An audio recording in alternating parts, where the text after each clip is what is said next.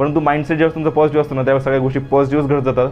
हा स्वतःचा अनुभव आहे माझा. म्हणजे इतके दिवस मला वडील सांगायचे, पण ते कसं असतं, जोपर्यंत स्वतः करत नाही तोपर्यंत आपल्याला जाणवत नाही. अशा गोष्टी असतात. काही फिजिकलला काय झालं होतं, पायाला मला फ्रॅक्चर होतं, हालचाल करायची, तर माझा कॉन्फिडन्स अजूनच हाय झाला की आता इंटरव्ह्यूला म्हणजे काही विचारलं तरी मी आता सांगू शकतो. ॲक्च्युली पण इंटरव्ह्यू माझा 7 ते 8 मिनिटं झाला. मला खूप नॉर्मल आणि कमी प्रश्न विचारले. मला फक्त 7 प्रश्नच विचारले होते इंटरव्ह्यूसाठी. इंटरव्ह्यूमध्ये माझा फर्स्ट प्रश्न होता जो की शिंदे सरांनी विचारला होता, की मग त्यांनी मला वध आणि हत्यामधला फरक विचारला. त्यावेळेस मी वध म्हणलं की मला लगेच आठवलं महाभारत. मग निशा तांबे सरांनी मला पहिला प्रश्न, तुला PSI का व्हायचं आहे? याचं मी खूप शॉर्ट बट स्पीड आन्सर असं दिलं, तुम्ही फक्त मेहनत करण्याची तुमची तयारी असली पाहिजे. तुम्ही एकदा तयारीने त्यात उतरला, तुम्ही मेहनत करा, तुम्हाला नक्की यश मिळेल. ग्रो मोशनला सबस्क्राईब करा आणि एकही व्हिडिओ चुकवू नका. माझं नाव श्रीकांत सुब्राव कोल्हे. मी उस्मानाबाद जिल्हा, तालुका वाशी, राणा लिंगी पिंपळगाव इथून आलो आहे. माझं 2019ला झालेली MPSCची PSI एक्झाममधून माझं महाराष्ट्रातून 54व्या रँकपदी निवड झालेली आहे. आणि सर्वात महत्त्वाचं म्हणजे या एक्झामला 3 वर्ष लागलेलं आहे. ह्या सगळ्या गोष्टी खूप महत्त्वाच्या होत्या. त्यात याचा त्रास न होण्याचं रिझन म्हणजे माझं फॅमिली बॅकग्राऊंड. कारण की फॅमिलीमधून माझे वडील पोलीस डिपार्टमेंटमध्येच होते. तेही 93-94च्या बॅचचे PSI होते. आणि त्यांना बघितल्यामुळे एक एनर्जी, एक ऊर्जा मिळायची की आपण पण वर्दीची क्रेज निर्माण झाली मला, म्हणजे मुळात म्हणजे.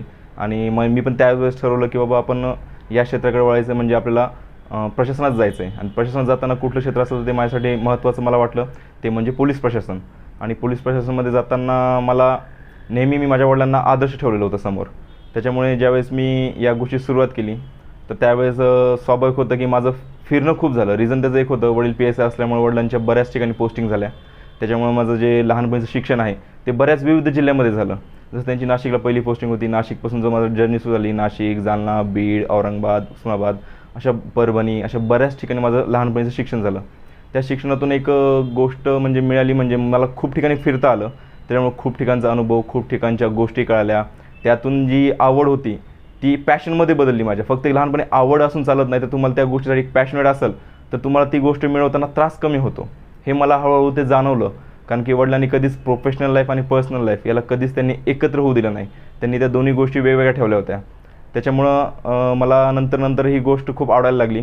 तरी पण मी अगोदर शिक्षण करताना माझी बऱ्याच ठिकाणी शिक्षण झालं होतं. नंतर मी ग्रॅज्युएशन करण्यासाठी त्याच्यामुळे मी बॅचलर ऑफ सायन्स घेतलं. कारण की म्हटलं BSc करताना मला स्पर्धा परीक्षेचा अभ्यास करण्यासाठी वेळ मिळेल. परंतु BSc करताना परत असं जाणवलं की प्रायव्हेट सेक्टर पण खूप चांगलं आहे. मग त्यासाठी त्यानंतर मी मास्टर ऑफ सायन्स डिग्री पण केली.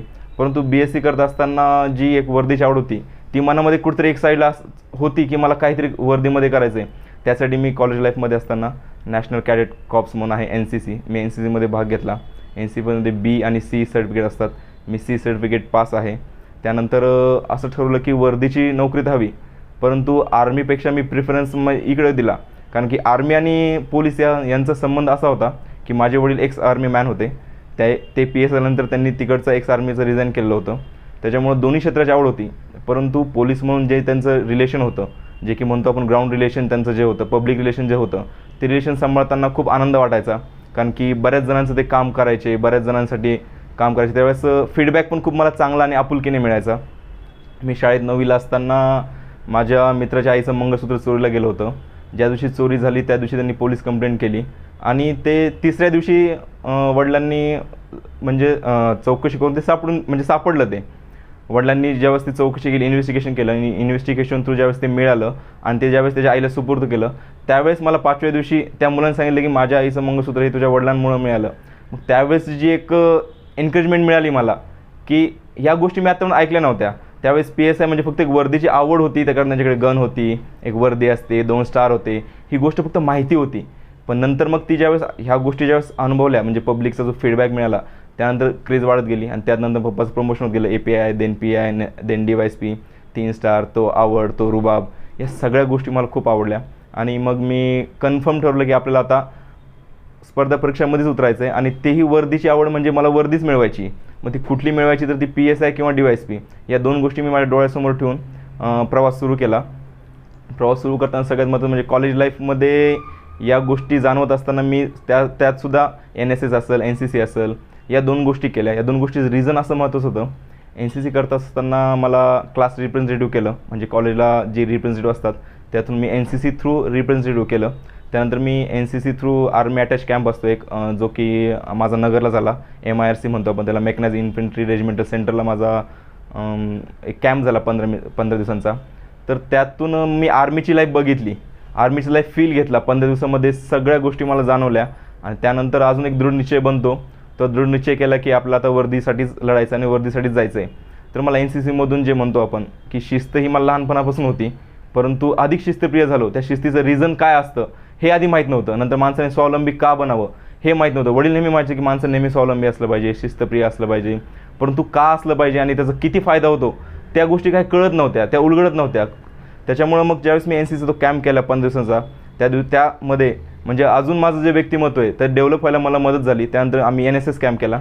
NSS कॅम्प ज्यावेळेस आम्ही खेडेगावामध्ये जायचो, एक 7 दिवसाचा ते 10 दिवसाचा आमचे उपक्रम असायचे. एखाद्या खेड्यामध्ये जाऊन तिथे एक जनजागृती करायची की शौचालयाचा वापर करा, छोट्या छोट्या गोष्टींचा वापर करा.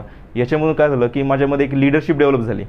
त्याच्यामुळे लीडरशिप डेव्हलप झाल्यानंतर मग या गोष्टी आहेत. आता मला कळलं की माझ्याकडे शिस्तप्रियता आली, माझं व्यक्तिमत्वामध्ये माझा विकास होतो आहे, मला जाणवायला लागलं, माझ्याकडे लीडरशिप आली. पण याचा यूज जर कुठं करू शकतो तर ते एकमेव होतं प्रशासन. आणि प्रशासनामध्ये पण कुठलं क्षेत्र होतं तर ते माझ्यासाठी PSIच होतं मोस्ट ऑफ, कारण की वडील ते झालेले होते आणि मग मला ते मिळवायचं होतं. परंतु कसं असतं, स्पर्धा परीक्षा म्हटलं की थोडीशी भीती असते. स्पर्धा परीक्षेमध्ये उतरताना भरपूर विद्यार्थी एकसोबत उतरतात. त्याच्यामुळे आपल्याकडे प्लॅन B म्हणून काहीतरी एक रेडी हवं होतं. त्याच्यामुळे मग मी असं ठरवलं की BSc नंतर आधी MSc करूयात. मी मास्टर डिग्री केली इन्फॉर्मेशन टेक्नॉलॉजीमध्ये. मग इन्फॉर्मेशन टेक्नॉलॉजी मास्टर डिग्री केल्यानंतर मी पुण्यामध्ये आलो. पुण्यामध्ये आल्यानंतर मी सर्वप्रथम MPSचा क्लास न करता मी कम्प्युटरसाठी एक क्लास केला जो की C प्रोग्रामिंगचा होता. त्यानंतर ठरवलं की आता आपण व्यवस्थित वेळ डेव्हलप झालो आहे, आपलं प्लॅन B पण सेट आहे. आता आपलं जे महत्त्वाचं होतं प्लॅन A तिकडं वळणं अत्यंत गरजेचं आहे. त्यासाठी मग माझं 2015ला पोस्ट ग्रॅज्युएशन कंप्लीट झाल्यानंतर मी युनिकचा एक वर्षभराचा एक बॅच केली, जी की इंटिग्रेटेड बॅच होती राज्यसेवेसाठीची. DYSP डोक्यात ठेवून आलो होतो. आणि मग 2016ला मी ज्यावेळेस प्री दिली त्यावेळेस 750ची PSIची एक्झाम होती. तर ती मी पास झालो. मग पास झाल्यानंतर मला खूप आनंद झाला की मी आल्यानंतर ती पहिलीच PSIची एक्झाम होती. आणि मला जे हवं होतं PSI मी पहिलीच पास झाल्यामुळं मला असं वाटलं की हे जेवढं मी समजतो त्यापेक्षा अधिक सोपं मला असं वाटलं ते. त्याच्यामुळं मग मी मेन्सचा अभ्यास जास्त न करता मी राज्यसेवेला फोकस केलं, कारण की मला असं वाटलं की मी पहिल्याच प्रयत्नात PSIची प्री पास होऊ शकतो. तर मग राज्यसेवा माझ्यासाठी नॉट अ बिग डील, मी ते पण क्रॅक करण्याचा प्रयत्न करीन. त्याच्यामुळे मी राज्यसेवेकडे लक्ष केलं. पण 2 वर्षांमध्ये मला असं कळलं राज्यसेवेला मला स्कोअर हवा तेवढा आला नाही. आणि PSIच्या मेन्सला देखील मी राज्यसेवेचा अभ्यास करताना PSIच्या मेन्सला देखील मला स्कोअर कमी आला. मग मेन्सला स्कोअर कमी आल्यामुळं म्हणलं आता आपण जास्त मोठे जे अपेक्षा होता आधी काहीतरी मिळवणं खूप गरजेचं आहे. आणि त्याच्यामध्ये काय झालं की यशाने तर मी हुरळून कधी गेलो नाही, परंतु मला 2017च्या एक्झामला म्हणजे 650च्या PSIला माझी 1 मार्काने प्री गेली आणि 18ला 2 मार्काने प्री गेली PSIचीच. मग त्याच्यामुळे मला असं वाटलं की अरे यार आपण ते काहीतरी मिळवण्यात आपण काहीतरी खूपच गमावलं काय. म्हणून मग अपयशाने मी खचलो नाही. पण मात्र 2019च्या एक्झामसाठी मी खूप चांगला अभ्यास केला आणि त्या प्रीला मला 51 स्कोअर आला. 51 स्कोअरनंतर मेन्स होती. प्री माझी झाली होती 24 मार्च 2019ला आणि मेन्स होती माझी 28 जुलै आणि 4 ऑगस्टला. अशा 2 पेपर असतात PSIला. त्या 2 पेपरचा मग अभ्यासाला लागलो. अभ्यास करत असताना जास्त अडथळे आले नाही, कारण की काय होतं कायद्याची जी भाषा होती ती मी कधी ना कधी माझ्या कानी पडली होती. त्याच्यामुळे मला ते असं खूप वेगळं वाटलं नाही. तरी पण मी अभ्यास केला. मी कुठलाच क्लास केला नाही कायद्यासाठी म्हणा किंवा मराठीसाठी मला कधी क्लास लावा असं वाटलं नाही. आणि मग मी ते सेल्फ स्टडी करून मी त्या गोष्टी कव्हरअप केल्या आणि मला मेन्सला 125 स्कोअर आले. परंतु 125 स्कोअर हा थोडासा मला कमी वाटायला लागला की त्याच्यावर होईल की नाही होईल का नाही. परंतु एक मनात एक दृढ निश्चय असतो आपल्यामध्ये की आपण वर्दीची आवड आहे आपल्याला म्हणून आपण तिकडे चाललो आहे का, तर हो चाललो आहे. परंतु मग आपल्यामध्ये त्यासाठी पॉझिटिव्ह गुण काय आहे तर हे मी आधी शोधलं होतं. काय शोधलं होतं, मी NCC केलं किंवा बाकीच्या ज्या फील्ड ॲक्टिव्हिटी केल्या होत्या त्याच्यामुळे मला एक जाणवायचं की माझी फिजिकल पर्सनॅलिटी खूप चांगली आहे. म्हणजे पर्सनॅलिटी चांगली असल्यामुळे काय झालं की मला फिजिकलला जास्त कष्ट घेण्याची गरज नाही पडणार. तो माझा एक पॉझिटिव्ह पॉईंट होता जो की मी माझ्या डोक्यात ठेवून होतो आणि ते मला माहीत होतं की मला कुठंतरी ते सपोर्ट करेल. स्टडी करताना कसं असतं, तुमच्याकडे एखादी गोष्ट जर का पॉझिटिव्ह असेल तर तुमच्या एक गोष्ट लक्षात येते की तुमचा कॉन्फिडन्स लेवल थोडा जास्त असतो. त्या कॉन्फिडन्सच्या जेव्हावरच मी तुम्हाला सांगतोय की मी प्रीला मला 51 तर आलाच आला आणि मेन्सला देखील मला 125 स्कोअर आल्यानंतर मी खचलो नाही की काटावर आहोत आपण, काटावर स्कोअर येऊ शकतो आणि मग आपल्यानंतर काय होणार. कारण की मला फिजिकलला मला पूर्ण विश्वास होता की मी फिजिकलला 100पैकी 100 ग्राउंड घेईल म्हणून. आणि मग त्या दृष्टीने मी फिजिकल चालू ठेवलं. त्यात असं झालं की एक्झाम झाली, त्यानंतर मराठा रिझर्वेशन जे मिळालं होतं ते रद्द झालं. ते रद्द झाल्यामुळं कुठंतरी असं वाटायला लागलं की आपली जी लीड जास्त मिळणार होती ती कमी होते काय. आणि मग रिवायझर लागला. त्यातून मला जी प्रथमतः 121वर कट ऑफ होता आणि 125 मला मार्क होते, 4ची लीड होती, तो ॲप्रोच थोडा कुठंतरी कमी झाला की 2चीच लीड राहिली आता. कारण की नंतर रिवायझर लागल्यानंतर 123 रिझल्ट आला. तरी पण म्हणलं काही हरकत नाही, आपण 100 मार्क्स घेऊ शकतो आणि आपली पर्सनॅलिटी असेल, आपला आवाज असेल, आपल्या ज्या गोष्टी डेव्हलप झालेल्या आहेत त्या गोष्टीचा फायदा देखील कुठेतरी इंटरव्ह्यूला होऊ शकतो. हा एक पॉझिटिव्ह ॲटिट्यूड आणि पॉझिटिव्ह माइंडसेट हा माझा पहिल्यापासून होता PSIसाठी. आणि मग त्यानंतर असं झालं की सगळ्यांना माहिती आहे जगात जे पॅन्डेमिक आलं, कोरोना, तो आला आणि त्याचं कोणालाच माहीत नव्हतं की कोरोना किती दिवस चालणार आहे, किती दिवस थांबणार आहे का नाही हेही कोणाला माहीत नव्हतं. प्रत्येक वेळेस असं झालं की 21 दिवसाचं लॉकडाऊन, 28 दिवसाचं लॉकडाऊन, महिन्याचं लॉकडाऊन, असं वाढत गेलं. मग माझी मानसिकता अशी होती की आता महिन्याने ग्राउंड होईल, 2 महिन्यांनी ग्राउंड होईल, 4 महिन्यांनी ग्राउंड होईल. आणि त्यावेळेस असं होतं की कुठंच ग्राउंड करायला चान्स नव्हता. ग्राउंड करायचं म्हणलं तर मग कुठं करायचं, कसं करायचं हा प्रश्न होता. आणि ग्राउंडला मग सोबतीनं कुठं जाता येत नव्हतं, कारण की बऱ्याच ठिकाणी अशी रिस्ट्रिक्शन होते की 2पेक्षा जास्त लोकांनी बाहेर फिरायचं नाही. बाहेर फिरायला कारण हवं. मला तर फिजिकल करायचं होतं आणि फिजिकल करत असताना तुम्हाला माहिती आहे मास्क घालू शकत नाही आपण, आपला श्वास लागतो ना. तर मग या सगळ्या गोष्टींसाठी त्यावेळेस जो आहे त्यावेळेस थोडा कष्टाचा काळ होता असं मी म्हणेल. तरी पण मी प्रयत्न केला. मी फिजिकल ॲक्टिव्हिटी चालूच ठेवल्या आणि फिजिकल ॲक्टिव्हिटी करत असताना माझ्या पायाला इंजुरी झाली, जे की अँकलला अशी इंजुरी झाली की लिगामेंट असतो तो अँकलचा लिगामेंटला 2 टिअरपर्यंत मार बसला आणि मला अक्षरशः चालता येत नव्हतं. कारण की तिथं सांगितलं होतं की 2 टिअरचा मार बसला, 3रा टिअरचा मार बसला तर तुमचं ते पूर्णपणे अँकलच जाऊ शकतो आणि नंतर मग तिथं स्क्रू टाकावं लागलं. नंतर मग तुम्ही कुठलीच अशी जिथं फिजिकल आहे त्या ॲक्टिव्हिटी तुम्ही करू शकणार नाहीत. मग त्यावेळेस मला थोडं टेन्शन आलं की अरे आपण आता मिळवण्यासाठी जे आलो आहेत त्याच्यात ऑलरेडी 2 टप्पे म्हणजे 50% आपण झालो आहेत. आता 50%च बाकी होतं. माझं ग्राउंड आणि माझा इंटरव्ह्यू या 2 सगळ्यात महत्त्वाच्या बाबी मला बाकी होत्या. पण मग त्यावेळेस टेन्शन आलं. पण आता म्हटलं आता टेन्शन घेऊन काही खरं नाही, त्यापेक्षा आपण काय करूयात. कारण की त्याला ॲक्च्युली फ्रॅक्चर झालं असल्यामुळे काय झालं, त्याला प्लास्टर केलं होतं आणि प्लास्टर ते 21 दिवसांचं होतं. आणि त्यानंतर पण माहीत नव्हतं की आता ग्राउंड कधी होणार आहे. आणि त्यानंतर मला चालायलासुद्धा त्रास व्हायला लागला, उभं राहायलाच काय चालायलासुद्धा त्रास व्हायला लागला. मग याच्यामध्ये माझे 2-3 महिने गेले आणि मग मी घरी शेवटी सांगितलं की मी आता PSI फिजिकलची तयारी नाही करू शकत. कारण की फिजिकलची तयारी केली तर मला माहीत होतं की मला 100 मार्क घ्यावं लागतील आणि 100 मार्क्स घ्यायचे असतील तर मी बॉडी शरीराने पूर्णपणे फिट असायला हवा होतो. पण तसं नव्हतं त्यावेळेस. मग त्यावेळेस मी घरच्यांना सांगितलं की मी आता इथून पुढची जी एक्झाम येईल त्या एक्झामचा मी अभ्यास करेल. एक्झाम तशा 2-3 एक्झाम पडल्या, शेड्यूल झाल्या, परंतु कोरोनामुळे त्या तुम्हाला सगळ्यांना माहिती आहे की 2 ते 3 वेळेस त्या एक्झाम पुढे गेल्या. त्या जशा एक्झाम पुढे गेल्या तसं माझं फिजिकली पुढे गेलं. आणि अनादराने काय झालं की तरी पण एक मनात कुठंतरी एक उर्मी असते, इच्छा होती ती PSI व्हायचं आहे. माझा पायाला इतकं लागलं असताना सुद्धा मी तरी पण ग्राउंडवर जायचो, वॉकिंग का होईना करायचो. मग वॉकिंग करायला लागलो, काही दिवस स्लो रनिंग करायला लागलो आणि त्याच्यामध्ये डॉक्टरांनी भरपूर गोष्टी सांगितल्या होत्या. पण प्रत्येकच गोष्ट मी पाळत बसलो असतो तर मला असं वाटलं म्हणजे थोडंसं रिस्क घ्यायला काय हरकत नाही म्हणून मी स्वतः रिस्क घेतली. मला माहिती आहे त्याचं की निगेटिव्ह इम्पॅक्टसुद्धा पडला असता, परंतु माइंडसेट ज्यावेळेस तुमचा पॉझिटिव्ह असतो ना त्यावेळेस सगळ्या गोष्टी पॉझिटिव्हच घडत जातात. हा स्वतःचा अनुभव आहे माझा. म्हणजे इतके दिवस मला वडील सांगायचे पण ते कसं असतं जोपर्यंत स्वतः करत नाही तोपर्यंत आपल्याला जाणवत नाही, अशा गोष्टी असतात काही. तर ती गोष्ट मला जाणवायला लागली आणि नंतर मग मी फिजिकलसाठी 6 महिने माझी पूर्ण प्रॉपर रेस्ट घेऊन मी फिजिकलला उतरलो. त्याच्यामध्ये म्हणजे ते कोरोनाचं आता कसं याच्यामध्ये असं झालं, कोरोनाचे आभार मानावेत की कोरोना आला म्हणून त्याचं दुःख करावं हेच कळलं नाही. कारण की कोरोनामुळे माझी जवळपास 2.5 वर्ष एक्झाम लांबली. त्याच्यामुळे मला खरं म्हणलं तर फिजिकलला वेळ मिळाला. त्या दरम्यान 2020ची PSIची परत एक एक्झाम झाली. मी त्याच्यासाठी अभ्यास करून परत मला तिथे देखील 1 स्कोर आला. मी तिथे देखील PSI लागला तर प्रीला मी परत पास झालो. म्हणजे 19ला तर मी पास होतोच, मी 20लाही पास झालो. मग तो अजूनच म्हणजे कॉन्फिडन्स वाढला की इथं जरी आपलं नाही झालं तरी 20साठी आपण प्रिपेअर झालो आहेत, आपण मेन्सला क्वालिफाय झालो आहोत. आणि मग अशातच आमचं ग्राउंड पडलं. ग्राउंडचे डेट्स आल्या, ग्राउंडचे शेड्यूल आलं. शेड्यूल आल्यानंतर सर्वप्रथम तर माहीतच नव्हतं की कुठं होणार आहे. नेहमीप्रमाणे सांगायचे औरंगाबादला होणार आहे, परंतु यावेळेस आमचं ग्राउंड औरंगाबादला नव्हतं. उस्मानाबाद जिल्ह्याचं ग्राउंड झालं लातूरला. 4 जिल्ह्यांचं झालं, उस्मानाबाद, लातूर, हिंगोली आणि नांदेड ह्या 4 जिल्ह्यांचं झालं. आणि मग ते करत असताना ग्राउंड करत असताना आमचं शेड्यूल पडलं. पण तो शेड्यूल पडताना नेहमीप्रमाणे जसं मराठवाड्यात अन्याय होतो म्हणतो आपण, सेम तसंच झालं. सर्वप्रथम पुण्याचं पडलं, नंतर कोल्हापूर, नाशिकचं पडलं आणि आमचं अजून डेट नव्हत्या फिक्स. आणि त्यात पण काय झालं की तिथे पाऊस आल्यामुळं आणि एक आमचे जे आयोगाचे सदस्य ते आजारी पडल्यामुळं ते पुढं गेलं शेड्यूल पुढं गेल्यामुळं मग तिथे कळणं गेलं कधी होणार आहे. शेड्यूल पडल्यानंतर पण 3 महिने आमचे पुढे गेले. म्हणजे जी आमची ॲड सुरू झाली 2019 मार्चला, ती आता 2022 उजडलं तरी माझ्या फिजिकलची अजून डेट आलेली नव्हती. औरंगाबाद डिव्हिजन किंवा लातूर डिव्हिजन अजून डेट आली नव्हती. आणि नंतर कळलं की लातूर डिव्हिजनची डेट पडली. लातूर डिव्हिजनला माझं फिजिकल होणार आहे, त्या दिवशी कन्फर्म झालं. त्याच्या अगोदर औरंगाबादला होणार आहे. औरंगाबाद होणार आहे म्हणून मी डेमोसाठी औरंगाबादला आम्ही गेलो. औरंगाबादून तिथून त्या दिवशी निघलो आम्ही. त्या दिवशीच कळलं की आमचं लातूरला फिजिकल आहे आणि मग लातूरला पण डेमो द्यायला गेलो मग. आणि सगळ्यात महत्त्वाचं म्हणजे मी ज्यावेळेस फिजिकलची तयारी केली, मी फिजिकलची तयारी पुण्यामध्ये केली, कारण की इथे सगळं माझं फ्रेंड सर्कल होता. आणि कसं असतं, काही एजनंतर शरीराला वळण नसतं, मग तुमचं स्वतःहून एकट्याकडून होत नव्हतं. आणि गावकड पोलीस भरतींच्या मुलामध्ये करणं मला एवढं शक्य वाटलं नाही, कारण की मला इंजुरी झाली होती आणि तेवढ्या क्षमतेमध्ये यासोबत करलं असं मला वाटलं नाही. म्हणून म्हटलं आता आपल्या शरीराला सवय नाही आहे आणि त्या सवयीसाठी आणि त्याच्यासाठी आपण मित्रांसोबत जर केलं तर आपण मित्र एकमेकांच्या संगतीने आपण करतो. तर सेम ती गोष्ट केली मी पुण्यामध्ये. मी आधी सनस कॉलेजला सनस ग्राउंडला केलं होतं, जे की आपलं महानगरपालिकेचं ग्राउंड आहे. तिथं करत असताना मध्ये लॉकडाऊन आलं.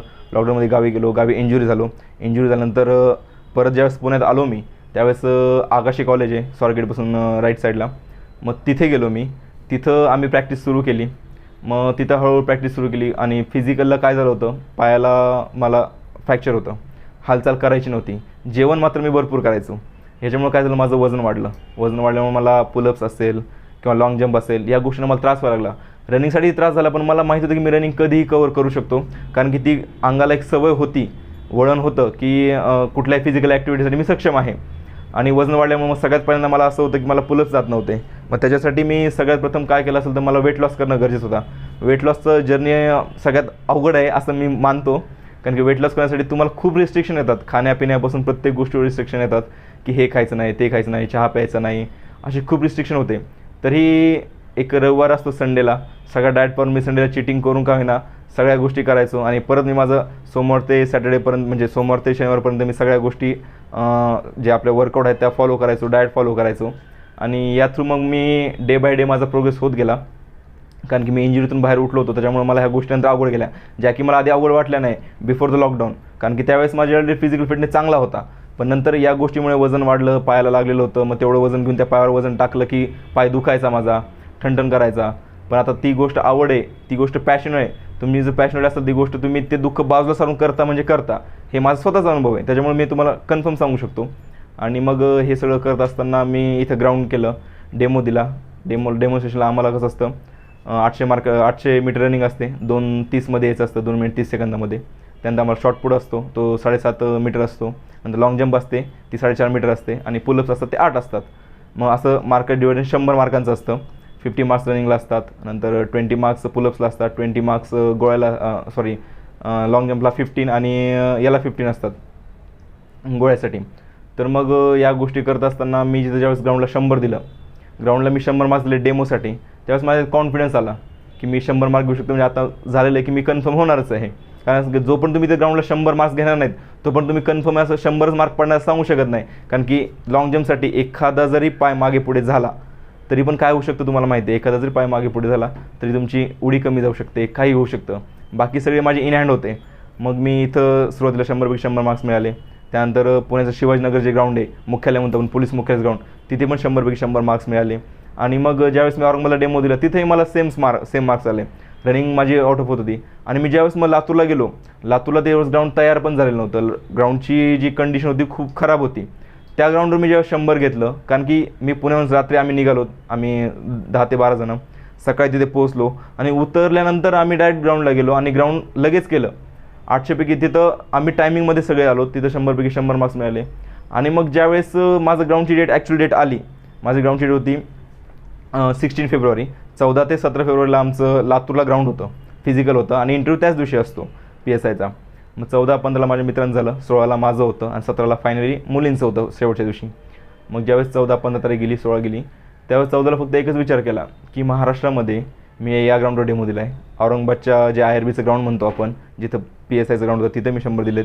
मी शिवाजीनगरला दिलेत, मी आगाशी कॉलेज दिलेत. मी जर महाराष्ट्रातल्या 4 ठिकाणी जर आउट ऑफ देऊ शकतो, तर मी देशातल्याच काय तर महाराष्ट्राला कुठल्याही ग्राउंडवर मी आउट ऑफ देऊ शकतो. हा एकदम पॉझिटिव्ह माइंडसेट होता. आणि त्या पॉझिटिव्ह माइंडसेटचा असा फायदा झाला, त्या दिवशी आम्ही 17ला तिथं ज्यावेळेस ग्राउंडला गेल्यानंतर तिथं स्पेशल IG होते नांदेड परिक्षेत्राचे निसा तांबुळी सर, आणि आयोगाचे जे अध्यक्ष होते ते शिंदे सर होते तिथं. ह्या दोघांसमोर गेल्यानंतर एक कॉन्फिडन्स होता आणि एक पॉझिटिव्ह जी एनर्जी होती ती त्या दिवशी होती. 800 मीटरला थांबलो, त्या दिवशी 2:30चा आम्हाला टायमिंग पाहिजे, मी त्या दिवशी 2:21 टायमिंग मारला. सगळ्यात बेस्ट टायमिंग होता माझा त्या दिवशीचा. आणि त्यानंतर मग बाकी इव्हेंट होते, पुलअप्स 8 मारले, पुलअप्स कवरअप केले. त्यानंतर आमचा लाँग जंप आणि गोळा होता. त्या दिवशी सगळ्यात लाँग गोळा हा माझाच होता त्या दिवशीचा, फक्त 8.80 मीटरचा गोळा होता. आणि लाँग जंप देखील त्या दिवशी माझी सगळ्यात लाँग होती. तिथे देखील असा किस्सा घडला की माझी फर्स्ट लाँग जंप ही फाऊल गेली. फाऊल गेल्यानंतर थोडंसं मी गडबडलो म्हणजे काय की थोडं एक आपण कॉन्शियस माइंडमध्ये जातो की इथे जरी जरी मार्क कमी आला तरी आपला मेन्सला लीड कमी आहे आणि मेन्सला लीड कमी आहे तर आपण केव्हाही बाहेर येऊ शकतो.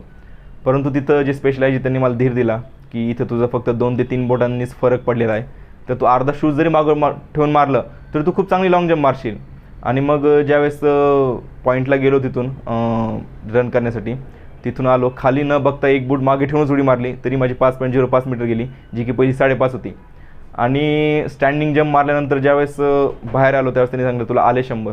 तुला आले 100 म्हणल्यानंतर माझा कॉन्फिडन्स अजूनच हाय झाला की आता इंटरव्ह्यूला म्हणजे काही विचारलं तरी मी आता सांगू शकतो. अभ्यास परिपूर्ण केला होता, पण इंटरव्ह्यूला कसं असतं की आपण काही सांगू शकत नाही. अबाव द स्काय विचारू शकतात आणि बिलो द आपण म्हणतो ना अर्थ विचारू शकतात, म्हणजे कुठलीही गोष्ट विचारू शकतात ना, जे वाटेल तो कुठलाही प्रश्न केव्हाही येऊ शकतो.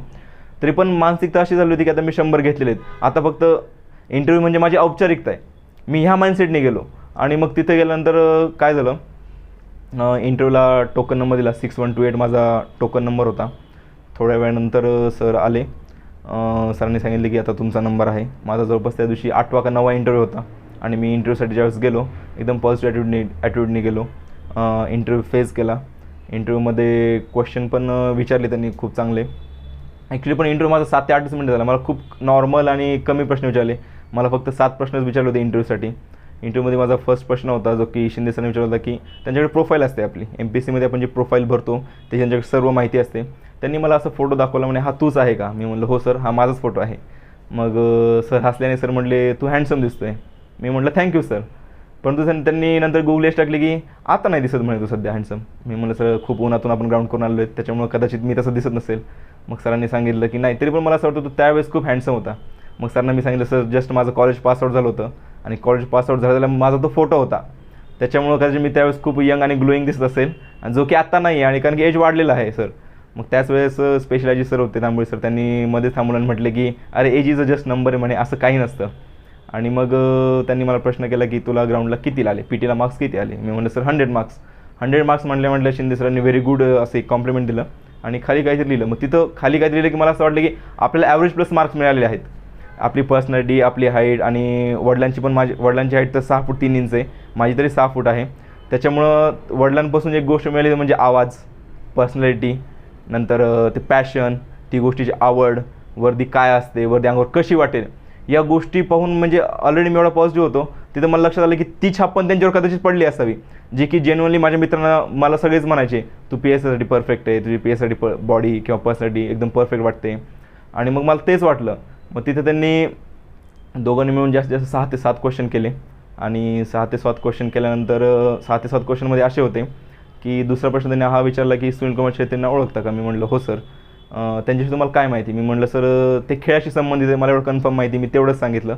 कारण की दुसरा क्वेश्चन त्यांचा असा होता की त्यांना ते आता चर्चेत का आहेत, पण चर्चेत का असण्याचं रिझन मला लक्षात का नाही आलं. त्यांना पुरस्कार मिळाला खेलरत्न, परंतु आपण जाताना जवळपास 55-60 मी पुरस्कार वाचून गेलो होतो, एवढे पुरस्कार लक्षात नाही. आणि मग त्यामध्ये मी कन्फ्यूज झालो की त्याला नेमकं मिळालं आहे कुठला त्यांना. मग त्याच्यामुळे मला ते सांगता नाही आलं, म्हणून मी त्यांना परत एकदा असं सांगितलं की सर ते खेळाशी संबंधित आहे, मला एवढंच माहिती, मी बाकीची माहिती तुम्हाला देऊ शकत नाही.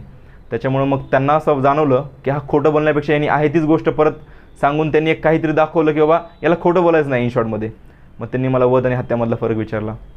त्यावेळेस मी वध म्हणलं की मला लगेच आठवलं महाभारत आठवलं. पण त्यावेळेस एक म्हणतो ना आपण, एक भावनिक नव्हता, मी मनावर कंट्रोल केला आणि मी त्यांना सांगितलं सर मी वध म्हणजे सदोष मनुष्यवध का? ते म्हणले नाही. मी परत त्यांना विचारलं सर मी वध म्हणजे सदोष मनुष्यवध वाचलेलं आहे? ते म्हणले नाही, मला वध म्हणजेच कन्सेप्ट माहीत पाहिजे.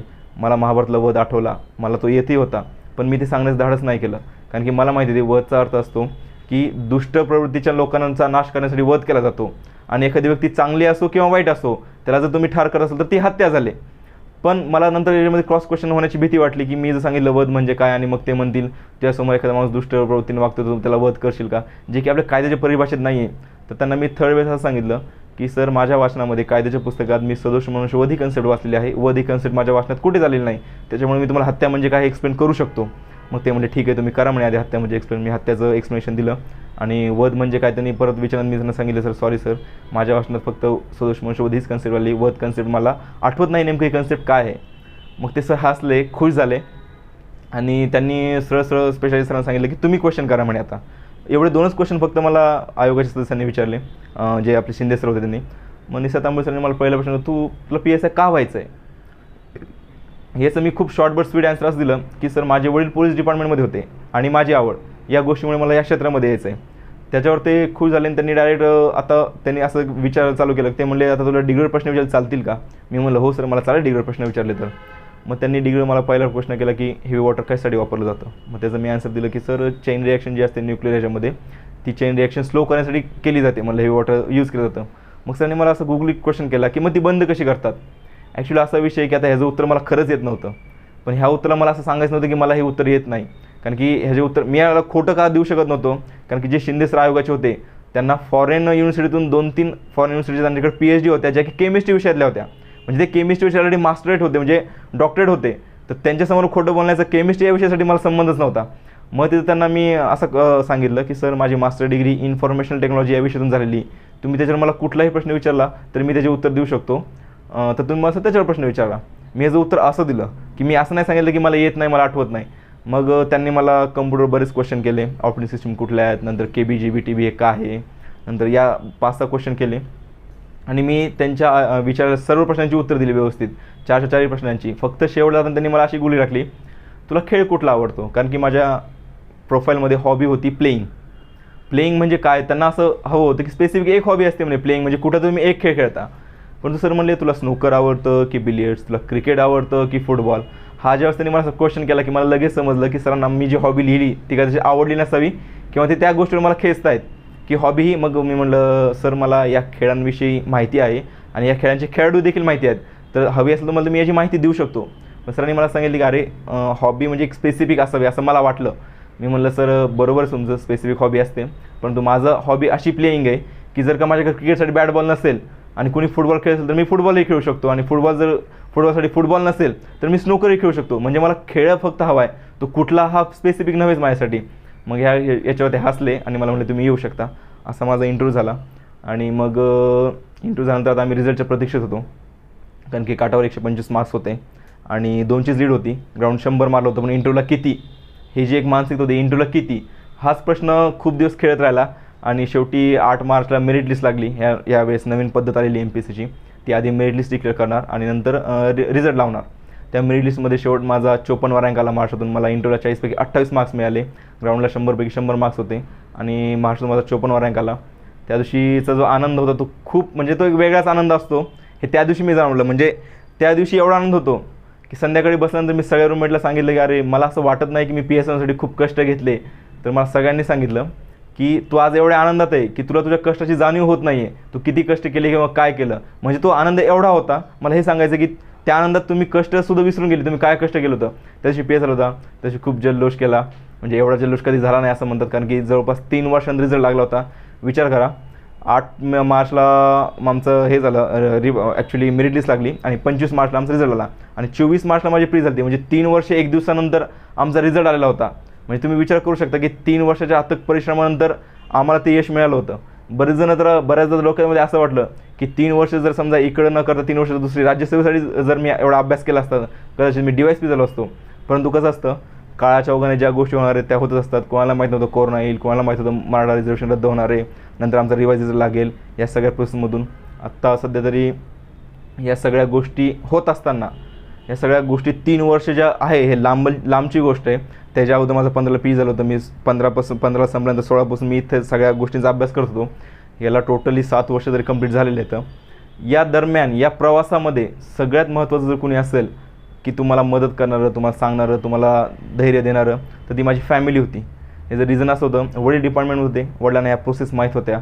त्याच्यामुळे जरी कुणी म्हटलं की खरंच PSI मेन्सला आहे का, तो मेन्स झाली म्हणतोय तरी कोरोनामध्ये गावाकडच फिरतोय, तो आहे का क्वालिफाय. लोकांना कसं असतं, पहिले 1-2-3 महिने सगळ्यांना योग्य वाटलं, खरं आहे वाटलं, वर्षभर खरं वाटलं, पण ही प्रोसेस 3 वर्ष लांबलेली हे आता गावाकडच्या किंवा आजूबाजूच्या लोकांना माहीत नसतं. यांनी बऱ्याचदा प्रश्न मला केले, माझ्या फॅमिलीला केले, पण माझी फॅमिली शांत होती, कारण माझ्या फॅमिलीला माझे वडील गोष्ट सांगायचे की नाही ही प्रोसेस मला माहिती आहे, म्हणून या गोष्टी कशा असतात. दुसरी गोष्ट की या गोष्टी करत असताना ज्यावेळेस मला 2017ला अपयश आलं, त्यावेळेस माझा एक मोठा भाऊ जो होता त्यांनी मला, मनोज कोल्हे, त्यांनी मला हे सांगितलं की तुझ्यामध्ये ते आहे, तुझ्यामध्ये मी त्या गोष्टी बघितल्यात की तू ते करू शकतो, त्याच्यामुळे तू खचू नको या गोष्टीने, खचू नका, तू बिंदास धैर्याने लढ. आणि माझी बहीण, माझी बहिणीचे मिस्टर जे आहेत ते असिस्टंट पोलीस इन्स्पेक्टर आहेत, म्हणजे ते PSI to API झालेले आहेत, तर त्यांना ही प्रोसेस माहीत होती. तेही माझ्या घरी सांगायचे की तो होईल, त्याच्यामध्ये कॅलिबर आहे. आणि काही दिवस या म्हणजे पेशन्स खूप महत्त्वाचे आहेत. MPSCमध्ये तुम्ही आले ना, पेशन्स महत्त्वाचे आहेत. आणि सगळ्यात महत्त्वाचं म्हणजे ते फक्त मला होईल म्हणून सांगायचे, परंतु मला असं कधीच प्रॉब्लेम नाही जाणवला की मला आर्थिक चणचण आहे किंवा मला मेंटली स्ट्रेस आहे. आर्थिक चणचण ज्याला असते त्याला कदाचित मेंटली स्ट्रेस असतो, कधी कधी आर्थिक चणचण नसताना सुद्धा बऱ्याच जणांना मेंटली स्ट्रेस असतो. मला ह्या गोष्टींची कधीच जाणीव माझ्या घरून कधीच होऊ दिली नाही, ना वडिलांनी होऊ दिली, ना माझ्या मोठ्या भावाने होऊ दिली, ना माझ्या बहिणीने होऊ दिली, ना आईने. या गोष्टी त्यांना समजून सांगण्यासाठी माझे वडील, माझे दाजी त्यांना समजून सांगायचे. आणि भावात सांगायचं की तुझ्याकडून ते होऊ शकतं, तू करू शकतो, आता नाही झालं 1 वर्ष अजून थांब, पण तू करणार आहेस, मला माहिती आहे तू होऊ शकतं. आणि त्याच्यामुळं, आणि कसं असतं, तुम्ही एकदा तरी प्री पास झाले होते, त्याच्यामुळे घरच्यांना पण तो आत्मविश्वास होता की हा होऊ शकतो. गेल्याच झाला होता म्हणल्यानंतर थोड्या दिवस थांबला तर तू नक्कीच कुठली तरी एक पोस्ट घेऊन येईल. आणि त्यात माझी आवड PSI होती, फॅमिलीला पण डिपार्टमेंटची आवड होती, दाजी असतील, वडील असतील, त्याच्यामुळे त्यांनी सांगितलं तुला जी आवडते ती तू कर, पण जी करशील ते पॅशनेटली कर. तुला करायचं आहे म्हणून किंवा जड बुरदंड नाही म्हणून असं करू नको. तुझी मास्टर डिग्री पण झालेली इन्फॉर्मेशन टेक्नॉलॉजीमध्ये, जर तुला ही सेक्टर नसेल आवडत किंवा तुला वाटलं की होत नसेल तर तू केव्हाही प्रायव्हेट सेक्टरला स्विच होऊ शकतो, तू जाऊ शकतो. आमचं काही म्हणणं नाही, बर्डन घेऊन कुठली गोष्ट करू नको, तू आवडीनं करत असशील तरच तू ती कर. आणि मला पॅशनेटली ते करायचं होतं आणि मी शेवटी ते केलं. आणि याचा म्हणजे खूप आनंद झाला, फॅमिलीला पण खूप आनंद झाला. याच्यामध्ये मला फॅमिलीने सपोर्ट केलं, माझ्या मित्रांनी मला सपोर्ट केलं या गोष्टीमध्ये. आणि शेवटी सगळ्यांना माहिती रिझल्ट तुमच्यासमोर आहे. नवीन विद्यार्थ्यांसाठी मला असं सांगायची गोष्ट आहे की जसं माझ्याकडून झालं की मी यशाने हुरळून गेलो, 2016च्या पहिलेच प्री पास झालो. आणि नंतर 18ला मला 1 मार्काने जेव्हा माझी प्री गेली त्यावेळेस मी अपयशाने खचू नाही गेलो. त्यामुळे मला सांगायचं यशाने हुरळून जाऊ नका आणि अपयशाने खचू नका. कारण कसं असतं, आता आमचा बघा, तुम्ही बघू शकता 2019 ते 22चा प्रवास म्हणजे काळ किती कसोटीचा होता, परंतु वडील डिपार्टमेंटमधून आले होते, म्हणजे वारसाही मला तसा संघर्षाचा लाभलेला होता. म्हणजे काळ कसोटीचा तर होतच होता, पण तो वारसाही संघर्षाचा असल्यामुळं मी ती गोष्ट कंटिन्यू चालू ठेवली. आणि स्पर्धा परीक्षा क्षेत्रामध्ये उतरताना अनिश्चिततेचं वातावरण खूप असतं. रिझन याचं सगळ्यात महत्त्वाचं म्हणजे काही जागा असतात, लाखो विद्यार्थी फॉर्म भरतात, त्याच्यामुळे तुमचे प्लॅन B रेडी राहायला पाहिजे. कारण की तुम्हाला माहिती आहे की सगळे विद्यार्थी देऊन पास होऊ शकत नाहीत, कारण की जागाची तेवढी अवेलेबिलिटी कमी असते.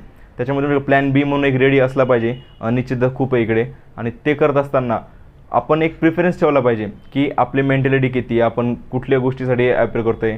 तुम्हाला UPSC करायची की MPSC करायची, की MPSCमध्ये पण क्लास 1 आहे किंवा क्लास 2च्या एक्झाम आहे, जसं की PSI स्टे असिस्टंट, क्लास 3च्या पण आहेत. तुम्ही कुठल्या गोष्टीसाठी तुम्ही करताय हे तुम्ही एक प्रिफरन्स ठेवून जर अभ्यास केला तर कमी वेळेमध्ये तुम्हाला यश संपादन होतं. आणि सगळ्यात महत्त्वाचं म्हणजे यश संपादनाकडे आता बरेच जण विचारतात क्लास लावावा की न लावावा. तर ज्यांची आर्थिक सुबत्ता असेल, आर्थिक चांगली गोष्ट असेल, त्यांनी क्लास लावता काही हरकत नाही. याचं एक मी महत्त्वाचं रिझन असं सांगतो की जर का तुमच्याकडे क्लास असेल किंवा एका तुमचा मार्गदर्शक चांगला असेल किंवा तुमच्या घरी वडील, भाऊ, मित्र कोणी चांगला जर मार्गदर्शक असेल, त्याचा फायदा असा असतो की तुम्हाला जास्त वेळ लागत नाही यश मिळवण्यासाठी. तुम्ही कमी वेळात ते यश संपादन करू शकता, कारण की तुम्हाला कुठली गोष्ट अडकते, कुठली गोष्ट जमत नाही, कुठली गोष्ट माहिती नाही, हे सारखं विचारण्यासाठी कोणतरी जर असेल, तुम्हाला अवेलेबल असेल व्यक्तिमत्व, तर तुमचा कमी वेळेत चांगला अभ्यास होतो. तुम्हाला कोणतरी गायडन्स करणार असतं की किती वाचायचं आहे, कशातून वाचायचं आहे, नाही तर आपण सैरावैरा पळत राहतो. त्यासाठी सगळ्यात महत्त्वाचं म्हणजे आपण एक अभ्यासक्रम आहे, आयोगाच्या वेबसाईटवर गेलं तुम्हाला अभ्यासक्रम मिळतो. अभ्यासक्रम घेणे, अभ्यासक्रमचं रीडिंग करणे, अभ्यासक्रम रीड केल्यानंतर क्वेश्चन पेपर सगळ्यात महत्त्वाचं. क्वेश्चन पेपर कुठले वाचावेत तर ते फक्त आयोगाने, आत्तापर्यंत MPSC आयोगाने विचारलेले क्वेश्चन पेपर जेवढे आहेत तर तेवढे वाचणं खूप गरजेचं आहे. कारण की बरेच जण म्हणतात बाहेरची टेस्ट सिरीज लावतो, हे टेस्ट बाहेरची टेस्ट सिरीज लावण्यापेक्षा मी असं सांगेल की आयोगाचाच पेपर जो घेतला 100 मार्क्सचा आणि तो जर सोडवत बसले तुम्ही, तरी तर तुमचं टायमिंगचं मॅनेजमेंट होऊ शकतं. नंतर तुम्हाला किती वाचायचं आहे, काय वाचायचं आहे, तुम्हाला ज्यावेळेस तुम्ही अभ्यासक्रम बघणार आणि ज्यावेळेस तुम्ही ते क्वेश्चन सॉल्व्ह करणार त्यावेळेस तुमच्या लक्षात आहे की क्वेश्चनचा आवाका किती आहे आणि कसा आहे. आणि यातली जर तुम्हाला कुठली गोष्ट समजत नसेल, इकॉनॉमिक्स एखादा टॉपिक समजत नसेल किंवा कुठला सायन्सचा समजत नसेल, तर हे तुम्ही विचारायचं कोणाला, हा बऱ्याचदा प्रश्न पडतो. आणि तर विचारायचं राहिल्यामुळे ती गोष्ट, ती कन्सेप्ट आपली तशीच राहते आणि त्याच्यामध्ये आपला मार्क जातो. तर हे विचारण्यासाठी आपला कोणीतरी एक गुरु हवा, एक शिक्षक हवा, कोणतरी मित्र हवा, कोणतरी चांगला. त्यासाठी म्हणतो मी क्लासचा तसा फायदा होतो की कोणीतरी विचारायला मिळतं, मग जी गोष्ट जास्त वेळ लागणार आहे ती गोष्ट तुमची कमी वेळात शक्य होते. त्याच्यामुळं माझं नक्की म्हणणं आहे, जर का तुम्हाला त्या गोष्टी जर मिळत असतील, त्या गोष्टी कोण तुम्हाला प्रोव्हाइड करत असतील, तर तुम्ही त्या इझिली ग्रॅब केल्या पाहिजेत. त्यातून तुम्ही कमी वेळात पास होऊ शकता. आणि तुम्हाला मी जसं सांगितलं की प्रिफरन्स फार महत्त्वाचा असतो, की तुम्ही काय व्हायचं आहे हे तुमच्या डोक्यात आधीपासून ठरलं असावं, की मी काय करू शकतो, मी काय होऊ शकतो. नाहीतर इथे येऊन किती दिवस गेले तरी अर्थ नाही उरत मग त्या गोष्टीला, की आपण काय करतो हे आपल्याला सुचत नाही स्वतःलाच, की काय करतो हे कळत नाही. हे न करण्यासाठी सगळ्यात महत्त्वाचं म्हणजे नवीन विद्यार्थ्यांनी त्या गोष्टी करणं गरजेचं आहे. आयोगाचे क्वेश्चन पेपर जास्तीत जास्त सॉल्व करणे, नंतर या क्षेत्रामध्ये यायचं आहे हे ज्यावेळेस तुम्हाला कळतं. माझं म्हणणं 12वी नंतर 3 वर्ष ग्रॅज्युएशन करत असताना जर तुम्ही आयोगाच्या MPSCचा जर अभ्यास केला, तर तुम्हाला यश हे डिग्री झाल्यानंतर 3 ते 4 हार्डली 2 ते 3 वर्षामध्ये मिळू शकतं. क्लास 2 क्लास 3 सारख्या पोस्ट, क्लास 1साठी एखादं जास्त वर्ष लागू शकतं. परंतु मग लवकर यश मिळवायचं असेल तर तुम्ही त्याची पायाभरणी लवकर करणं गरजेचं आहे असं मला वाटतं. कारण की आता मलाही ते माहीत होतं, पण मी पायाभरणी एवढ्या लवकर केली नाही. त्या क्षेत्रानं गेलो मी, पण लवकर नाही केली, कारण की मला ती अनिश्चितता आधी जास्त वाटली, म्हणून मी ग्रुप बी तसं केला होता. तसं न करता मला म्हणायचं आहे याच गोष्टी खूप महत्त्वाच्या आहेत. आणि तुम्ही जर का मेहनत केली की यश मिळतं, हे माझं वैयक्तिक उदाहरण आहे. तुम्ही फक्त मेहनत करण्याची तुमची तयारी असली पाहिजे. तुम्ही एकदा तयारीने त्यात उतरला, तुम्ही मेहनत करा, तुम्हाला नक्की यश मिळेल. आणि सगळ्यात महत्त्वाचं म्हणजे ग्रो मोशनला मी आभार मानतो की त्यांनी मला इथून बोलायची संधी दिली. एवढं चांगलं त्यांनी मला म्हणजे एक वातावरण निर्माण करून दिले की तुम्ही इथं बोला, कारण की खूप विद्यार्थ्यांची गरज आहे. कारण की आता बरेच जण ऑफलाईन क्लास करू शकत नाहीत, ऑनलाईन त्यांना मार्गदर्शन हवं आहे, काही गोष्टी जाणून घ्यायच्या असतात. त्यासाठी धन्यवाद grow motion. Thank you so much.